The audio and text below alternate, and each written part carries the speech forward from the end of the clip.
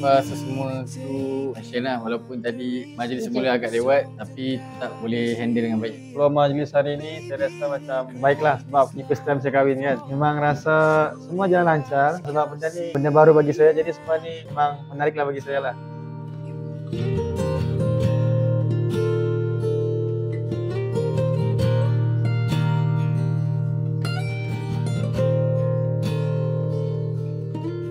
Venue Abang Jamil ni bagi saya memang menarik sebab dia memang nampakkan lain dari yang lain lah, sebab ada ciri-ciri kita boleh cakapkan tradisional lah.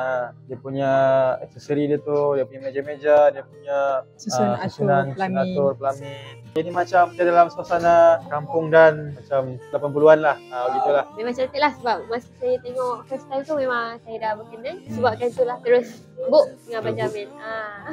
Memang cantik. Walk you down, I'm all in. Hold you tight, you're calling. I'll take control, body and soul. Mestilah ada connect. Sebab utama, saya rasa macam kalau event yang buat dekat rumah ni lagi dekat dengan tamu. Sebab tu saya nak buat dekat rumah Abang Jamil. Memang hari tu saya bawa two of my friends datang sini. Dia cakap, memang best lah Abang Jamil ni, nak buat kat sini lah, semua nak buat kat sini. Tak tahulah dari negeri mana ke apa kan. Macam contoh Pahang ada dua kan. Sebab semua flow cantik dan lengkap.